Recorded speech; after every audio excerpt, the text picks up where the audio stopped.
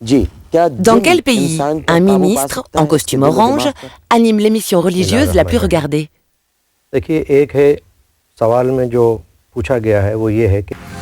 Et la bande de farceurs qui parodie toutes les semaines les grands de ce monde, peut-elle tout dire à la télévision?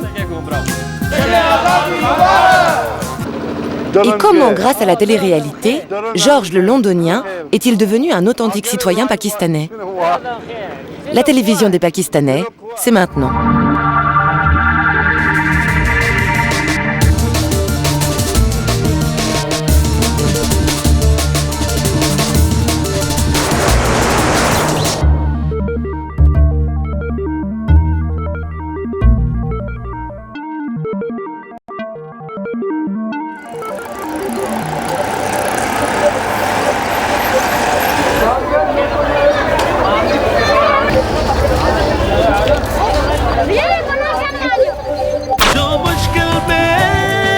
हुकूमत पाकिस्तान ने इस सिलसिले में अमेरिका से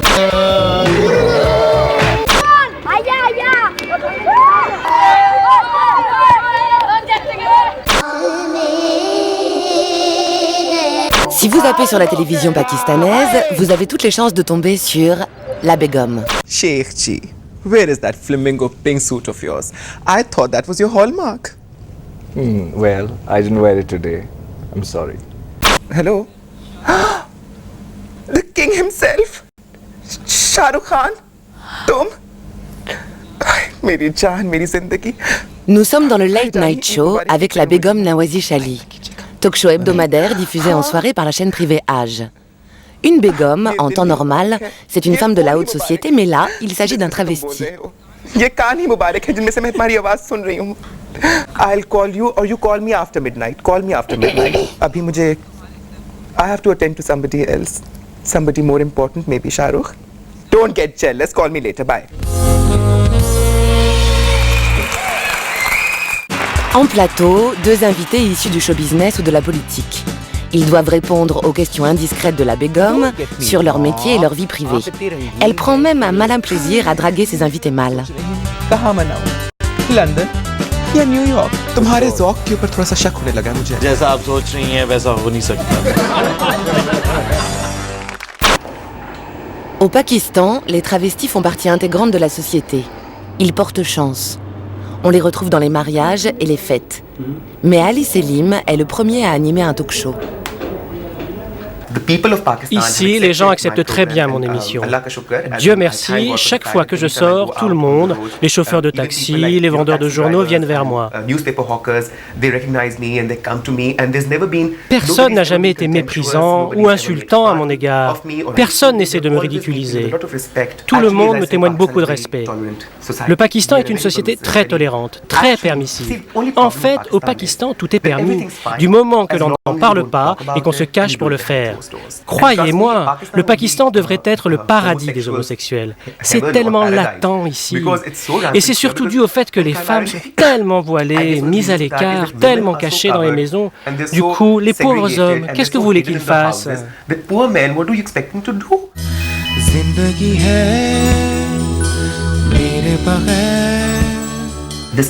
Ce pays avait besoin d'une garce, et cette garce, c'est la Begum. Elle peut parler des questions les plus sensibles, et les gens l'écoutent. C'est certain, elle a un grand impact. Elle apprend aux gens à accepter la vie telle qu'elle est. Si la télévision pakistanaise semble faire preuve d'une certaine audace, c'est récent. Au Pakistan, la télévision a été créée en 1964 avec un seul but, soutenir le pouvoir militaire en place. Le Pakistan n'existe alors que depuis 17 ans. Il se remet à peine de la sanglante partition avec l'Inde. Pendant plusieurs décennies, les téléspectateurs n'ont eu droit qu'à une seule chaîne d'État, PTV.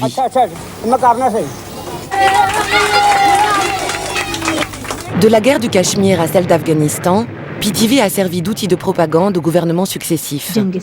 Elle a aussi été le témoin des timides tentatives de démocratie, toujours encadrées par l'armée.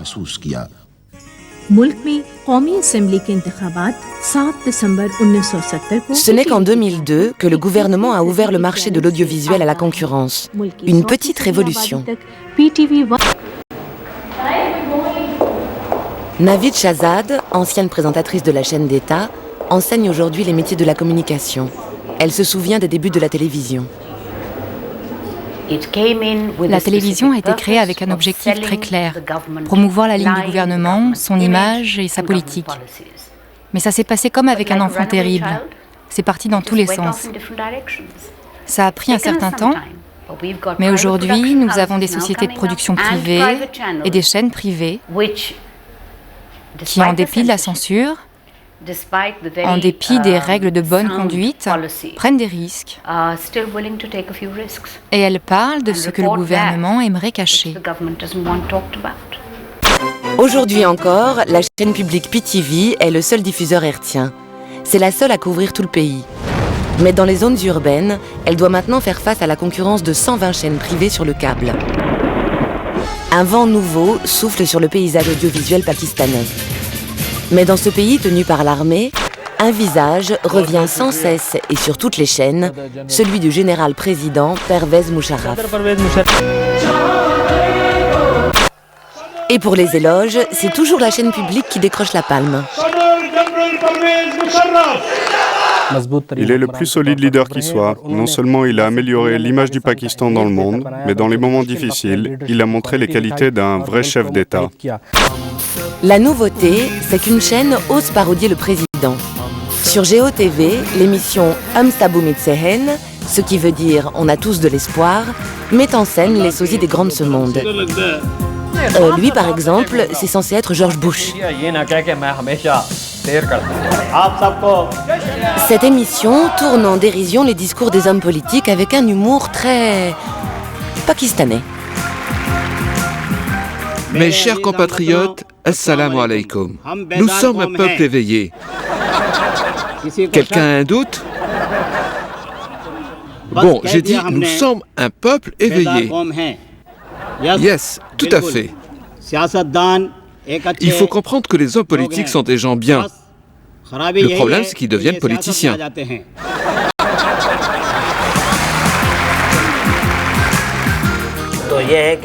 Avant, c'était tabou d'évoquer ou de critiquer les politiques car leurs partisans n'aimaient pas ça.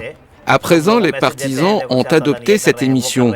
Ils disent qu'elle a rendu nos dirigeants plus prudents dans leurs déclarations, plus mûrs. J'ai toujours eu le personnage privilégié. Cette émission n'est pas sarcastique, c'est une parodie. On place toujours Pervez Musharraf au-dessus, et les autres politiciens sont en dessous de lui. Donc Musharraf n'a aucune raison d'être en colère contre nous, car il a toujours le dessus sur les autres. Parodie gentillette ou programme pro-gouvernemental? L'auteur des sketchs n'hésite pas à répondre. L'émission est-elle trop gentille avec le gouvernement? Oui, au sens où le gouvernement peut s'en servir pour montrer au monde que la liberté d'expression existe bel et bien dans ce pays. Mais on est tellement critique avec les dirigeants que le gouvernement n'est pas très à l'aise avec cette émission. On ne peut pas, on ne touche pas trop à l'armée parce que nous sommes diffusés en direct et nous savons qu'il y a certaines questions qu'il ne faut pas aborder. Le Pakistan est une nation jeune, régie par un pouvoir autoritaire. Les tensions entre les régions sont nombreuses, mais il y a un élément qui unit tout le pays, la religion. 95% des Pakistanais sont musulmans.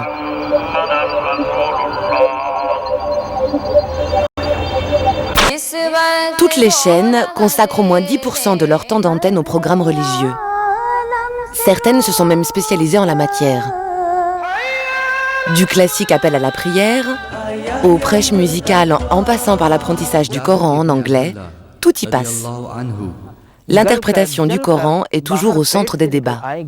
I challenge anyone, not only in this audience, in the full universe, to point out to me a single teaching of Islam which is against the basics of humanity. Single. Mais l'émission religieuse la plus regardée, c'est Alim Online sur GeoTV. C'est sûr, l'animateur n'a pas exactement le look du parfait imam. Mais il est quand même vice-ministre des Affaires religieuses. Il tente de répondre aux interrogations des téléspectateurs sur l'islam et la vie de tous les jours. J'ai lu dans le Coran qu'aucune âme ne meurt sans la volonté de Dieu. Alors pourquoi le suicide est-il interdit? Pourquoi l'islam a proscrit le suicide? Pourquoi y a-t-il de moins en moins de pudeur dans le monde? Où est le problème? Quelle en est la raison? Un docteur en religion sunnite et un chiite répondent tour à tour à ces interrogations. Une manière de rapprocher les deux principales branches de l'islam. Nous sommes dans la banlieue chic de Lahore. La famille Ghori est revenue au Pakistan après une vingtaine d'années en Grande-Bretagne. Le père, Ayoub, est directeur d'une société de communication. Il y a tellement d'infos sur la religion, alors je les regarde et je leur en parle. Quand je vois quelque chose, je leur raconte. Elle passe le message sur la religion, sur ce qu'elle voit à la télé. Pour les jeunes, surtout, c'est important d'en savoir plus sur la religion. L'émission Alim Online est extrêmement populaire. Elle est très regardée. On en parle beaucoup. Elle est perçue comme une sorte de béquille par tout un tas de gens qui se posent des questions sur la morale et sur la religion. L'émission leur fournit les réponses. Nous ne sommes pas les fondamentalistes, les barbus, les fanatiques que le monde veut faire de nous.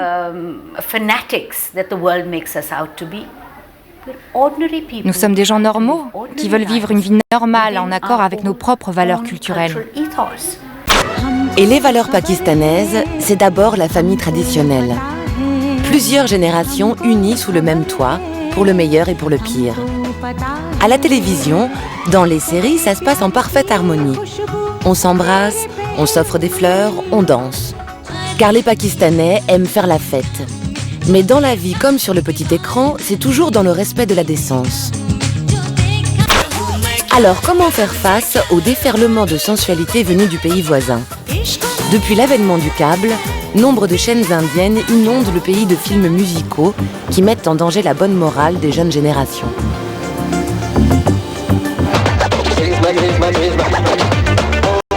Si certains crient au scandale, d'autres restent désormais vissés à leur petit écran. Quand ils n'ont pas la télé chez eux, les Pakistanais vont la regarder dans les échoppes. L'audience est alors uniquement masculine et le film diffusé souvent indien. Pas de problème de compréhension, la langue est quasiment la même. Nous venons ici pour manger et parfois nous regardons aussi la télé. Avant, les films étaient très bons, aujourd'hui ils ont perdu en qualité. Mais s'il y a quelque chose à la télé, on le regarde.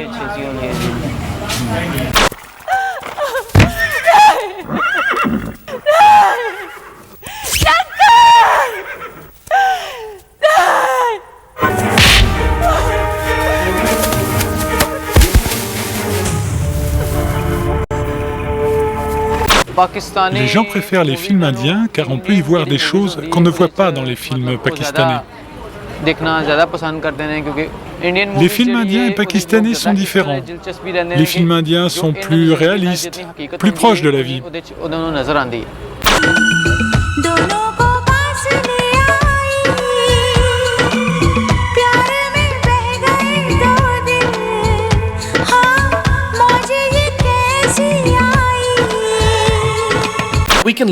On peut apprendre beaucoup des Indiens, leur fiction, leur technique de réalisation, mais le Pakistan est une société différente. Il ne faut pas qu'on copie les Indiens. On leur souhaite bonne chance. La rivalité entre l'Inde et le Pakistan se retrouve aussi sur les terrains de cricket. Chaque hiver, tous les hommes du pays suivent religieusement les matchs retransmis en direct. Le temps d'une pause entre deux conflits armés. Cricket mis à part, la télévision pakistanaise cible principalement les femmes. Ici, l'image de la ménagère n'est pas un cliché. La plupart des femmes sont au foyer. Il faut choyer ce public captif. Elles ont donc droit à des cours de cuisine, de gym et même de relooking. Au cœur de ce système traditionnel, il y a les rapports parfois tendus entre belle-mère toute puissante et belle-fille soumise. L'émission Saas Bahu Ki Handi leur est dédiée. Elle propose à une Saas, belle-mère, et une Bahu, belle-fille, de s'affronter dans leur domaine de prédilection, la préparation du repas familial. जी 1, 2 and 3 Go. अच्छा आप लोगों ने बकअप भी करना है बकअप ये आवाज लगाएं कौन जीतेगा सास बहू À la fin du concours, c'est au malheureux fils et mari, souvent déchirés entre les deux, de les départager. Vous l'aurez compris, ici la famille c'est sacré. Pour les Pakistanais, l'étape du mariage est un passage obligé. Mais les jeunes générations ont parfois du mal à trouver l'âme sœur. C'est pourquoi l'émission Shahadi Online, littéralement mariage en ligne, diffusée le week-end sur GeoTV, bat tous les records d'audience. Pour participer, il faut s'inscrire par Internet et indiquer son âge, sa caste d'origine, son niveau d'études et même son salaire mensuel. Les candidats peuvent être des garçons ou des filles. Le présentateur de Shahadi Online prend sa mission très à cœur. Ce n'est pas une simple émission de rencontre. C'est beaucoup plus sérieux que ça. Parce que dans notre religion, le mariage est sacré. Le prophète a dit que l'on doit se marier. Une personne jeune et en bonne santé doit se marier. Parce que si on ne se marie pas, si l'on n'est pas heureux en mariage, on ne peut pas se concentrer pour prier. À cause du contexte économique actuel, les gens partent à l'étranger en quête d'un avenir meilleur. Alors, comment vont-ils faire pour se marier? Ici, au Pakistan, nous respectons certaines valeurs culturelles et faire la cour n'est pas envisageable. Nous ne pouvons pas autoriser les garçons et les filles à sortir ensemble pour voir s'ils sont faits l'un pour l'autre. Les candidats sont en général issus de la classe moyenne. Dans les couches populaires, le choix de l'époux reste une affaire de famille. Pour mieux connaître les participants, les présentateurs leur posent toujours la même série de questions. Vous êtes combien dans la famille? Nous sommes 8. Après le mariage, vous allez vivre dans votre famille ou vous installer dans une autre maison? Comme je vous ai dit, j'aimerais que cette femme me respecte et qu'elle respecte ma famille. À partir de là, j'aimerais qu'on vive tous ensemble. À la suite de l'émission, les coordonnées des candidats sont mises à disposition des internautes. Quelques dizaines de mariages ont déjà été célébrés. L'approbation des parents n'a plus la même signification qu'avant. Avant, c'était les parents qui disaient oui ou non sans consulter les enfants. Aujourd'hui, la plupart des gens, 90% des gens qui se marient, décident d'abord ou indiquent leurs préférences à leurs parents. Ils demandent ensuite l'approbation de leurs parents et la plupart du temps, ils l'obtiennent. Dans cette société en transition, le climat est plus propice pour évoquer les problèmes de fond jusqu'ici restés tabous. Très souvent, ces problèmes touchent les femmes. Ainsi, l'émission Uljan Suljan sur GeoTV a levé le voile sur de nombreux sujets sensibles. La présentatrice, épaulée par 2 psychologues, tente d'aider les téléspectatrices en proie à des situations dramatiques. Pour le président de Géo, il faut parfois choquer pour instaurer un débat. Nous n'avons pas hésité. Nous sommes allés dans les détails de sujets qui auraient normalement été considérés comme tabous. Nous avons enquêté, obtenu que les gens viennent en plateau pour raconter leur histoire, parler des crimes d'honneur, du viol, de l'inceste et d'autres sujets que les gens ne voulaient pas évoquer. Un soir, la chaîne Géo prévient les téléspectateurs du contenu choquant de l'émission. Uljan Suljan expose, à l'aide d'une reconstitution, l'histoire d'une jeune femme violée par son frère. Quand j'avais 18 ans, mon frère a abusé de moi. J'ai gardé le silence et je n'en ai parlé à personne. Il en a pris l'habitude. C'est devenu une habitude pour lui. Je me sentais complètement déshonorée, mais je ne pouvais rien faire. 3 ans se sont écoulés. Puis je me suis mariée, mais mon frère n'a pas perdu son habitude. Il a continué à abuser de moi. Un sujet qui a valu à la chaîne les foudres des extrémistes religieux.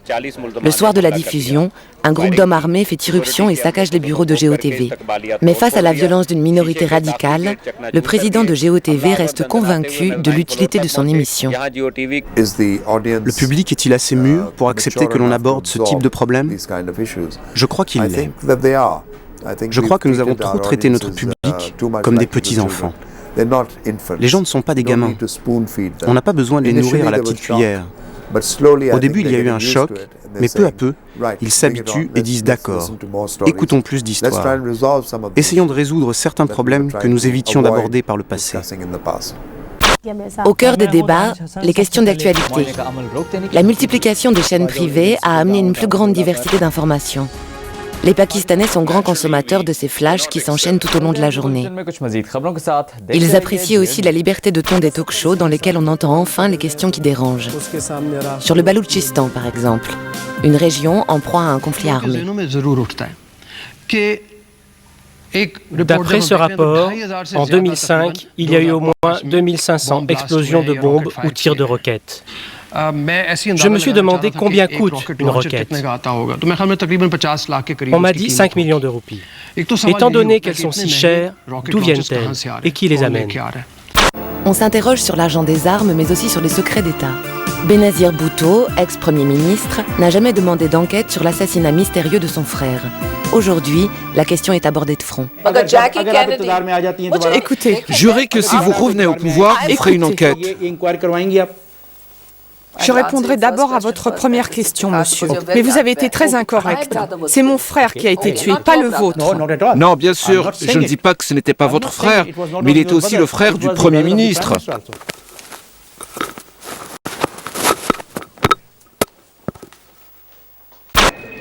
La télévision débat de plus en plus librement, mais les journalistes s'imposent encore quelques limites. Au Pakistan, il y a beaucoup de liberté d'expression, mais très peu de liberté après l'expression. On doit être prudent parfois. Il y a des sujets que nous n'abordons toujours pas. Peut-être que nous le ferons dans le futur. Des questions à propos de la laïcité, sur les intérêts de la nation, la sécurité de la nation. Il y a un domaine que la télévision ose désormais aborder. C'est l'histoire du Pakistan.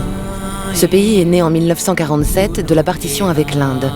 Une tragédie qui a fait 500 000 morts. Jamais aucune émission n'avait reconstitué les événements historiques de manière objective. Aujourd'hui, le docu-fiction Partition Ex Afar retrace 60 années d'histoire. Diffusé sur Géo le samedi après-midi, il mêle au récit une jolie romance pour rendre le tout plus attrayant. Chose incroyable, la série a été tournée au Pakistan, en Inde et au Bangladesh, 3 ennemis historiques. Je pense que c'était indispensable de faire ce film, parce que la plupart des gens ne connaissent pas la vérité. Pendant le tournage, la plupart des jeunes gens qui travaillaient avec moi venaient constamment me voir pour me dire « Vous savez, nous n'étions même pas au courant. Est-ce que ça a vraiment eu lieu ?»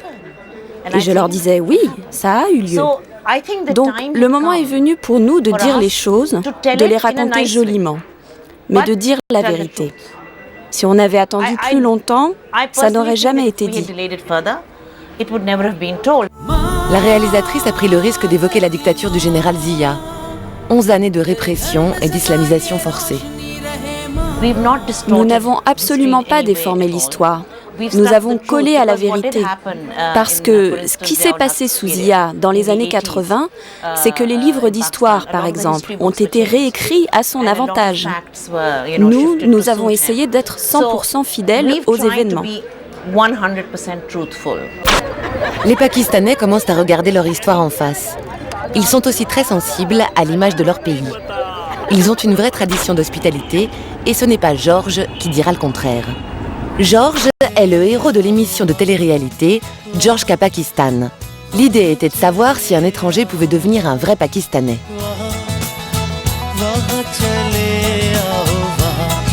Pendant 3 mois, Georges, londonien de souche, a sillonné le pays et affronté de nombreuses épreuves sous l'œil des caméras de Géo TV.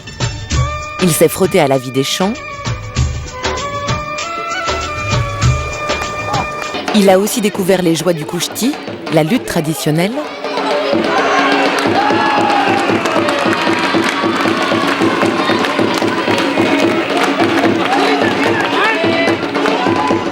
Géo TV lui a même offert un stage intensif dans les zones tribales où il a dû surmonter sa peur des armes. Pour les balles, arrêtez de les acheter dans un magasin. Rien de tel que la fabrication maison.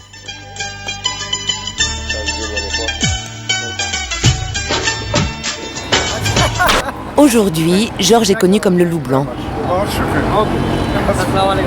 Ah, on vient de m'offrir un cadeau. La chaîne Géo ne peut plus se passer de lui. Il a été embauché comme producteur.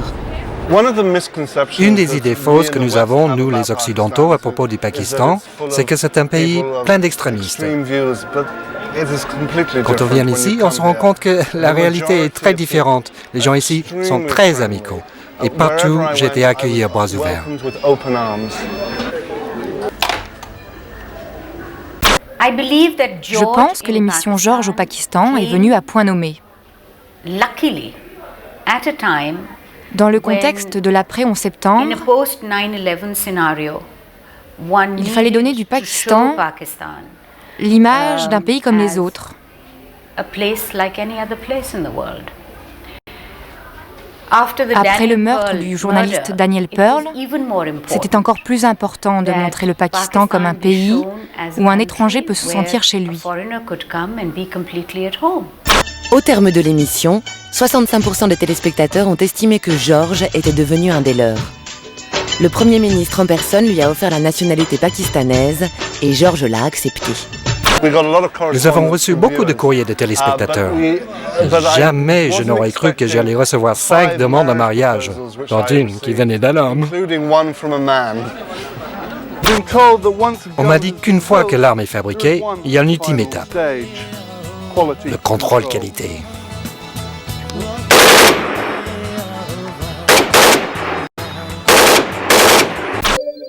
Si la télévision est souvent le royaume du cliché, au Pakistan, elle peut aussi servir à démonter les idées reçues.